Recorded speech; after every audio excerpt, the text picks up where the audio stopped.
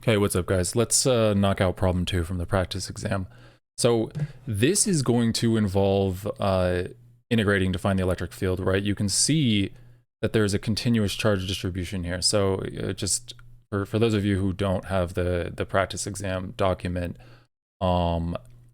it's just, a half circle, right?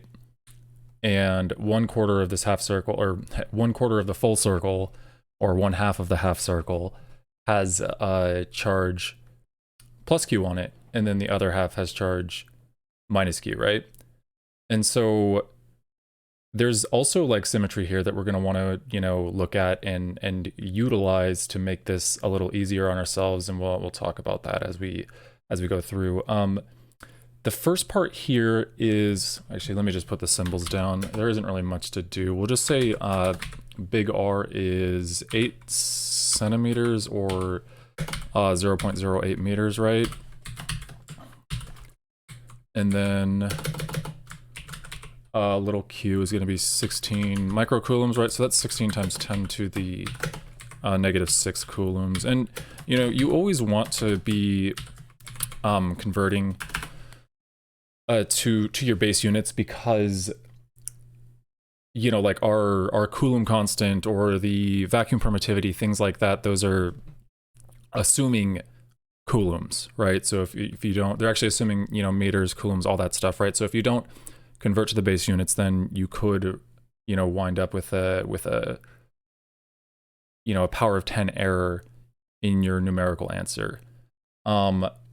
Personally, I don't really care, numbers, whatever, but whoever's grading your work might, so you want to be careful about that. Okay, so that's it, really. That's all we have here. The first thing to do actually is to sketch the electric field lines. I really don't like sketching electric field lines.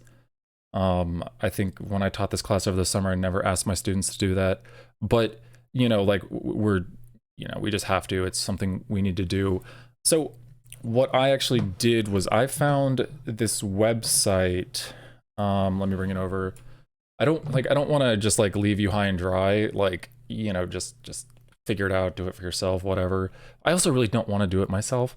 So what I did was I found a website, right? I searched physics electric field visualizer. It was like the second one that came up on Google. And I kind of did like a crappy approximation for what they should look like. And I'll show you what I did. So what I did, right, was I just made sort of like 2/4 circles out of some point charges. And this is actually kind of what we're doing when we integrate, right? Is we're just sort of imagining a long, let's say, chain of charges, stacked next to each other, right? So this would be, these red ones would be the minus charges, and these blue ones would be the plus charges. And so what this is actually plotting is the electric field vector at each point, right? It's not actually plotting the field lines, but getting the field lines from this is pretty simple, because you would just connect these arrows, and I'll show you what that would look like to the best of my ability. Let's see here. So I'm gonna take this and put it in here. Yep, cool. So let's make them, I don't know, green or something. So like one of your that should probably be bigger. Let's see here. One of your field lines, might look like this. Still not that big. What can we do? Is there a better? Can't I use? No, not that. There should be. Why can't I? Maybe this will be okay. I think we're good. All right. So this is a little bit better. So one of our field lines might look like this, and of course we want to draw an arrow to indicate the direction it points. So it would be like that. Another one, might look like this, right? Another one might look like this. I'm trying to do a good job here, but it's tough. Another one might look like that, right? And so on. And hopefully you see what I'm doing here. And notice that I'm making it so that that these field lines point in the same direction as the little electric field vectors that this is drawn for us, right? So another one might look like this. maybe another one like this, and so on, right? So you could just mess around with some charge distributions, and you could do this thing that I'm doing where maybe say you have a line of charge, you want to see what the electric field looks like, just take a bunch of positive or negative charges and line them up, right? So hopefully this helps. I'm kind of tempted to do one more, so maybe one more might look like this, and then it's going to go off the screen, and then it's going to come back around, right, like so. So yeah, so the important thing is to just really, like, the biggest thing is that these field lines should never cross, right? And you notice that, like, if I'm trying to trace like a set of arrows, as I'm doing here, like I'm being very careful to make sure that these don't cross. Well, I don't really have to be too careful because it's kind of like, I think it's probably pretty obvious that they shouldn't cross. So just make sure that your field lines don't cross, and then also you want to specify the direction of the field lines, right? And remember that the electric field is going to flow from a positive charge to a negative charge. If we're thinking about point charges, and the same thing kind of extends to continuous charge distributions.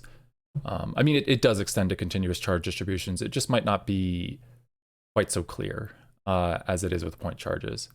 But hopefully this helps, and you can always go to the website and, you know, just mess around and try to get an intuition for what the field line should look like. So that's that. Okay, so we'll just say simulate, right? You don't want to do this. So for B, then we have to integrate to find the value of the electric field at the point P. I'm going to just take this image and put it into my fancy image editing software here. And let's make it a little bit bigger. We can just zoom in. Okay, so we want to find the electric field at P. And here's how I go about this, right? I take like a little bit of let's focus on the positive one because maybe that's a little bit easier. I'm gonna just like shade a little bit of it in, right, like this, and then I'm gonna draw a dashed line to where I want to calculate the field, right? So this is the point P. This is where we're asked to calculate the field, and I'm gonna sketch that field in. Yeah, that's kind of bad. I want to make sure that it's like sort of along this line here, right? So let me try one more time. It's a little bit better. Okay, so there's that, and this is what it might look like, right? And so I'm just going to write that this is D E. Okay. And this here, this is going to be DQ, right? DQ. And what we want to remember is, like, since we're not just solving the problems but trying to do a little bit of review here, is let's say recall the various kinds of charge densities. Now we have lambda, which is a linear charge density, right? So it's a charge over a length. Let me maybe make this a little bit bigger. Hopefully it's visible. Right, so this is linear charge density. I'll just put linear here. We have a surface, which we'll actually see later in the exam. So this is a charge over an area, right? So surface. And then we have volume, which is typically rho. And this is just a charge over a volume, right?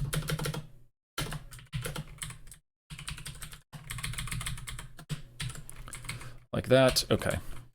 So here we have a linear charge density. The issue is that it curves, kind of, right? When it's not really an issue, we can work around that. But let's say typically what we would write is we look at this expression, right? The linear charge density. And we would write something like dq equals lambda dx, right? And, you know, that's not necessarily a wrong thing to do here, but I would write something a little bit different. I would write this, let's say instead, let's write dq equals lambda ds. Or rather, let's write this. Lambda, let's say lambda s. What the hell was that? D phi. And this is because we have a circular geometry here, right? You might recall the definition for arc length, which is something like s equals r theta, right? Whatever it might be. We're using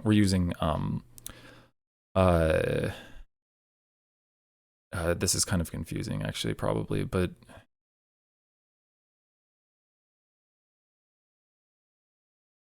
let's write this.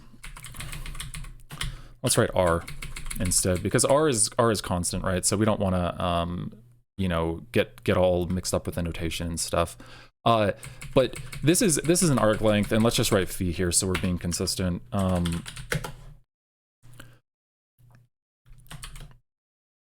And so what we're saying is that for every little bit of arc length, there's an associated charge, right? Because you can look at the dimensions of this quantity here, right? R d phi. Let me try to highlight this. Yeah, r d phi, because r has dimensions of length, and phi, or d phi rather, has dimensions of an angle, right? Which is no dimensions, because, you know, we should be thinking about radians, and radians are dimensionless, right? So this is kind of what we're using here. So it's almost like we're writing ds equals r d phi. I mean, it's exactly what we're actually writing. And you might, you know, think that maybe this is a natural thing to do because I'll just sketch this in real quick, but we're going to be going over some angle here, right? So as that's supposed to be a phi. So as we, you know, move this little dq, say, around this quarter circle, this angle phi will change, right? So it'll vary from, let's say, 0 here, you know, at this point, to pi over 2 here, right? Like that. And so, and I'll have more to say about the limits actually, because it is a little bit weird. This is kind of a tricky one. But let's just trust that this is okay, right? For now, and we'll see if it gives us something reasonable when we actually apply it. But this is technically like a polar coordinates kind of thing, right? And if you've never seen polar coordinates, I think probably most of you have, but if you haven't, you just maybe have to trust that this is how you integrate over a length when your object is circular. So let's talk a little bit about the symmetry though that I mentioned, right? So this is phi, which means that this angle is also phi, right? And we want to think about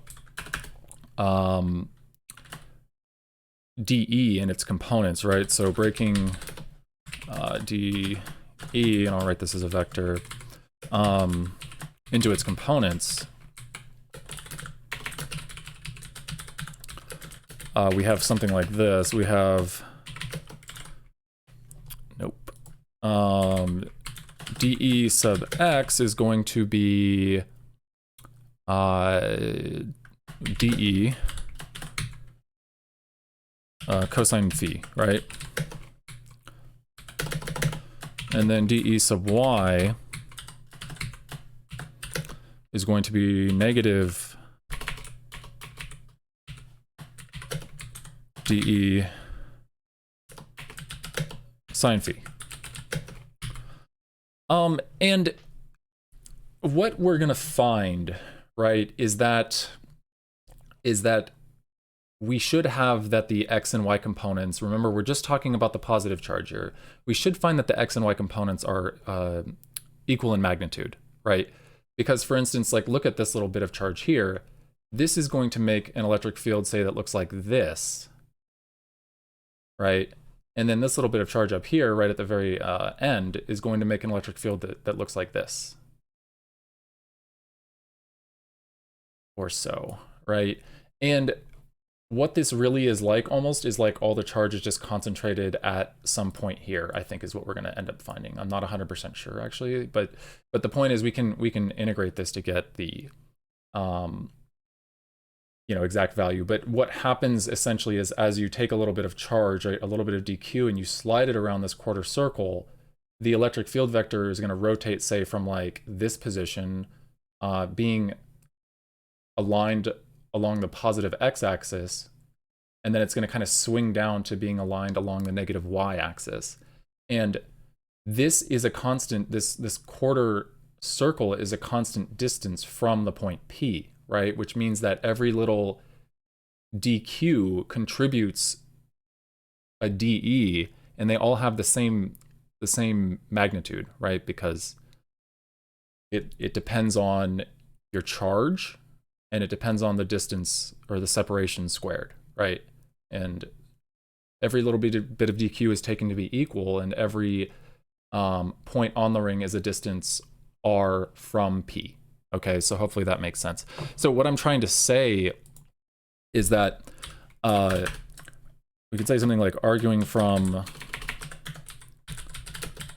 symmetry, we should find that in our final result, we should find that the magnitude of the x component of E plus, and I'm going to call it E plus, I'm going to call the electric field due to the positive charge E plus, I'm going to call the electric field due to the negative charge E minus, right?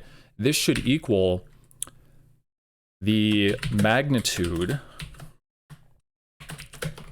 of the y component, right? I'm saying magnitudes, right? I just want to stress that because obviously the y component of this electric field is going to point downward, right? So it should be negative when we write it as a vector. And the magnitude of the x component of this electric field is going to point to the right, so it should be positive when we write it as a vector. But hopefully you trust at least that this is good. And what it means is that we can just sort of evaluate one of these, right? We can just evaluate one of these, and then we can know that the other one has the same magnitude, but a different sign, a different SIGN, right? So let's talk about what we do here. We want to write. Let's focus on the x component. So we write something like this. We write dE sub x equals dE cosine phi. And then we want to do this thing, and this is what we'll always do, right? Is we'll write something like k dq over r squared. Actually, let's write just big R, because that's what it is, right? It's constant, it's big R. And then cosine of phi, right? And the last thing to do is just plug in, well, it's not the last thing, but the next thing to do is to plug in what dq is, right? And we have that from here. So we write that this is going to be, ooh, that's not good. Hang on. K lambda r d phi. Okay, so it's going to be k lambda r. I'm going to write this in a little bit different of order just to make it look nicer. So k lambda r over r squared, right? And then cosine phi, and then d phi, right? So this is our, I'll write this again just because it's probably a good idea. This is our x component of the electric field. Now we can cancel something, right? We can cancel, for instance, a factor of r. So let's just do that right here. So we're going to get rid of an r and an r, though it doesn't really matter too terribly much because, again, we're not integrating with respect to r, we're integrating with respect to phi, right? So you might be tempted to plug in what lambda is right away, but I would say, personally, what I do is I always hold off on plugging in directly for lambda until the very end, and this goes for the other charge densities too, right? Because, lambda in this case is just going to be let's say plus or minus q over a quarter of the circumference of what would be this circle here, right? But I think that if you do that, you can sometimes, well, I know at least I sometimes get confused, right? Especially with circular sort of geometries like this. So I would avoid it. But maybe you're different. I don't know. Anyway, we're just going to integrate this then, right? So the last thing to do kind of is just think about what our limits of integration should be. And you know, you could do something like this. This is probably what many people would do, and it's okay, even though it's not going to technically work out. If I'm not mistaken, we'll see. Is just write this, that you're going to integrate from 0 to pi over 2, and then we plug in what we're integrating. It's k lambda over r cosine phi d phi, right? And we can factor some stuff out. We can factor out the k lambda over r, and so now we're integrating. Oh, this bothers me. Now we're just going to integrate from 0 to pi over 2, and we're going to integrate, we're going to integrate cosine phi, right? And so, let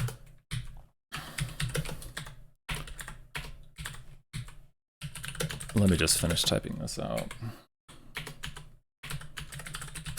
And I mean, I'm gonna make Mathematica do it. I know that you, you know, I know the antiderivative of cosine is negative sine, right? But it's just so much nicer to just do this, because then I'm gonna make it substitute in what lambda is, right? And that's gonna help also. So I'm gonna write k lambda over r times, and then I'm telling it to integrate, let's say cosine of phi, where phi varies from 0 to pi over 2, right? And we just get k lambda over r, right?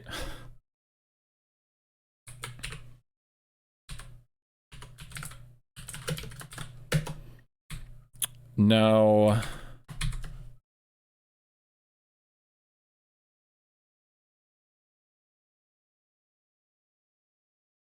This should be, actually, this is kind of weird. This seems a little simple, honestly. I might have to just do some investigative journalism here really quickly to make sure that this is correct. Let me see, electric field of quarter ring. So I just want to confirm, because I feel kind of like this is a bit simple.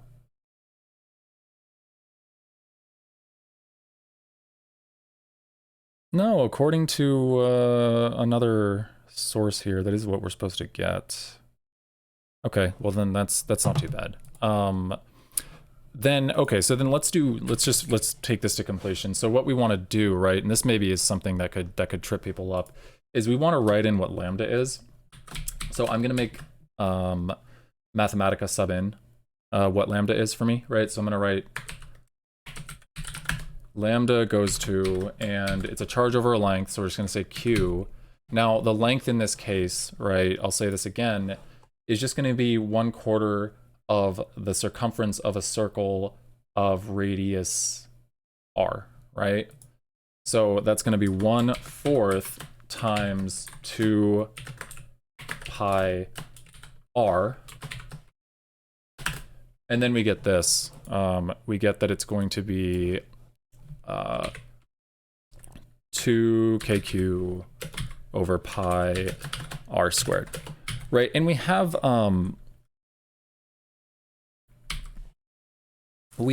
that this is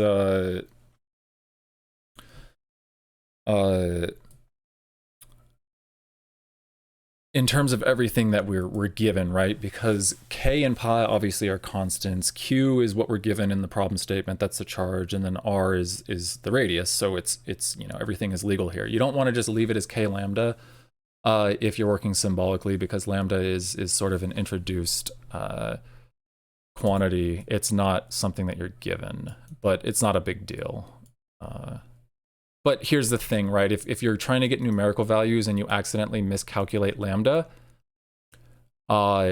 without having written this, then I think that's a bigger problem than writing this out and still getting a wrong number, because at least whoever's looking at your work can see that you clearly know what lambda is and whatnot, right? So I would suggest that you just write your final answer in terms of only things that you're given.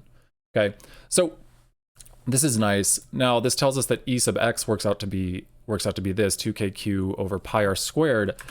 So we can just conclude then that e sub y, right, since we already kind of argued this from symmetry, is going to be negative 2kq over pi r squared, right? And this is taking into account that the electric field due to this upper positively charged quarter ring has a y component that points down. We kind of argued this from symmetry, right?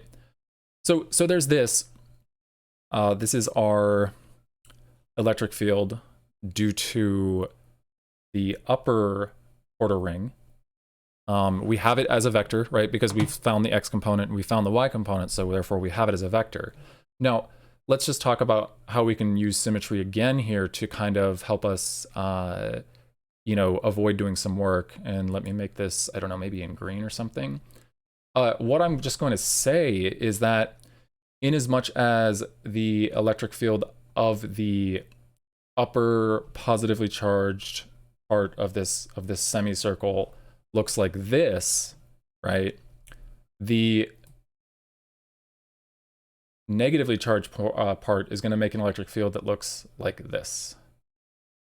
Right? Because again, if you focus on like this little bit over here of dq, this is going to generate an electric field that looks like that. And then if you focus on this little bit here, this is going to generate an electric field that looks like this. Right? And every bit of dq on the lower part here is also a distance r from the point, right? The point P that we want to find the electric field of. And so you can just kind of look at maybe your sketch, you've made a nice sketch. Like, I mean, I wouldn't say my sketch is nice, but like maybe you've made a nice sketch, and I mean, my sketch is nice enough where I can see what is happening here. And what I'm seeing is that for the net electric field, we have a cancellation of the x components, right? So let's think about the net electric field. The net electric field at P is going to have only a y component.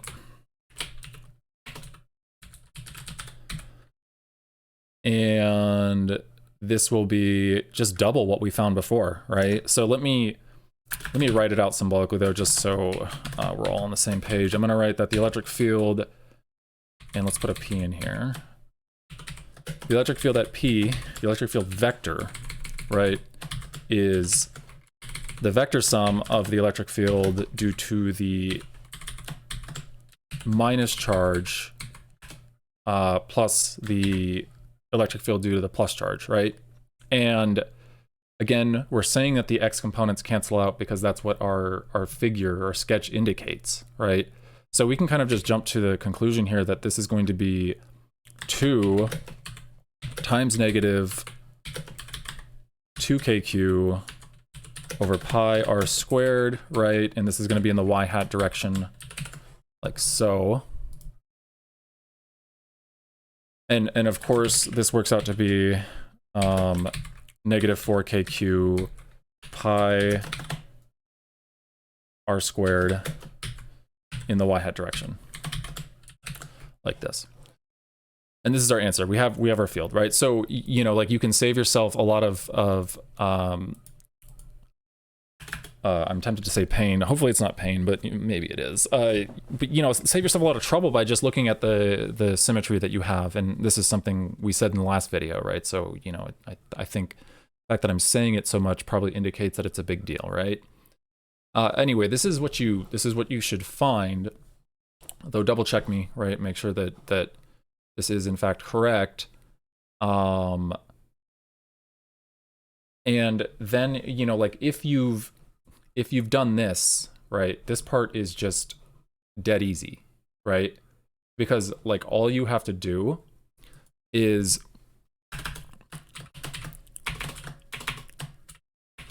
okay, I hate how it does this. I'm not trying to copyright something, but all you have to do is write this, is just write Q is 2.0 times 10 to the negative 6th, right, coulombs? And then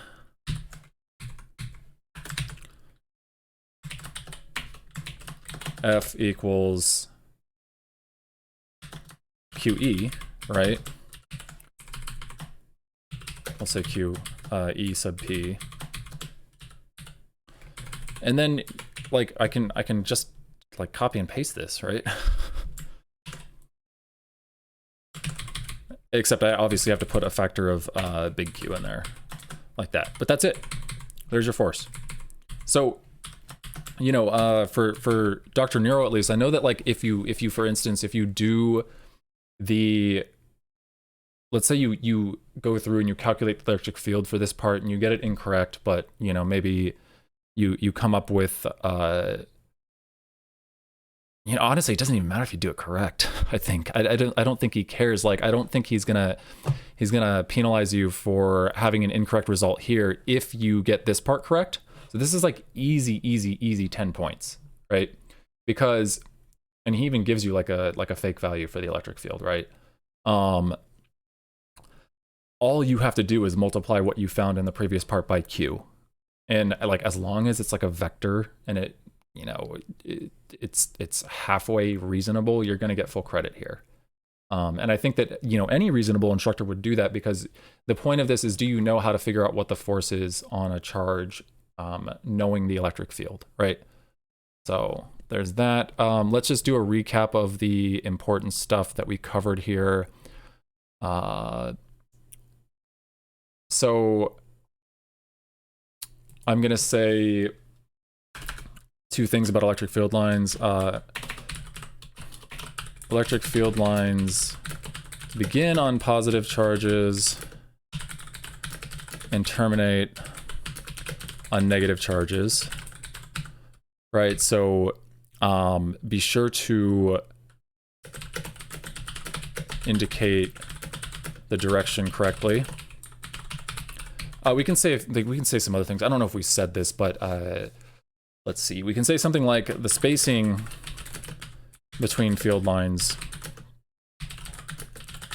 indicates the strength of the field there, right? And this is something that I can actually sketch really quickly, but like, you know, for a point charge, I'm just gonna reappropriate this real quick. This is the easiest thing to think about, right? A point charge. So for a point charge, you know, maybe our field lines look like this. And let's say this is positive. So, you know, there's that, there's that. And I would like to go around and make, you know, however many this is going to be. I can't count. I'll count at the end. I'm just going to do it like this, right? So how many is this? I don't think anybody cares but me. This is 8, right? Yeah, so 8. Okay. So I can make 8 field lines, and I can see that, like, you know, as we get closer to the point charge where the electric field magnitude is stronger, these lines are closer together, right? So that's an important thing too, an important conceptual thing. Let's see, what else is there about these? I think that's really it. You know, you just have to get some practice, like maybe looking at or messing around with the simulation and seeing maybe how it looks for different kinds of, you know, charge densities or charge distributions. You probably just want to focus mostly on like linear and circular, like whether it's full circles or quarter circles or half circles, stuff like that, right? And then the different kinds of, you know, and really just lines of charge, I guess, and circles or parts of circles. I think anything else would be kind of cruel to ask about. Okay, so there's that. We talked about using these various charge densities, right? And I don't think that...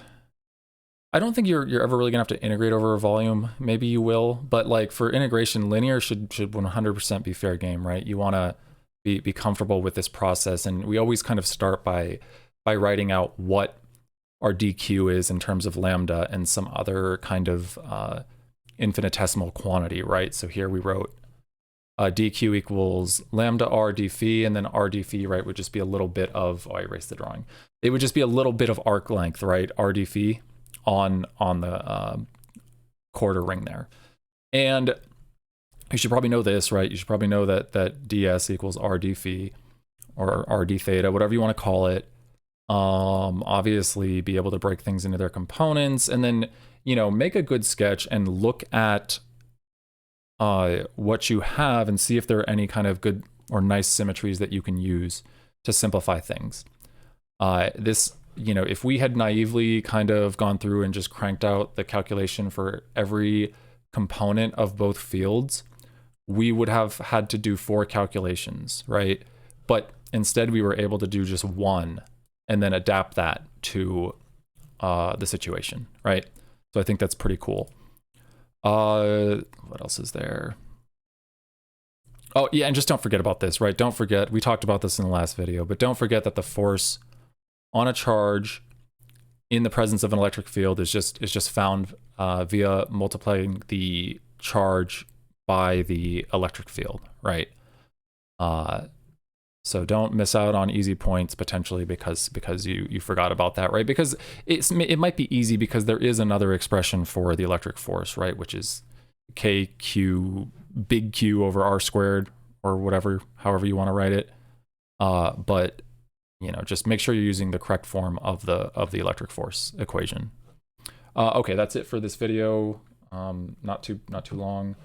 I'll probably have the next one up in, you know, maybe another couple days here, so stand by. I will see you then.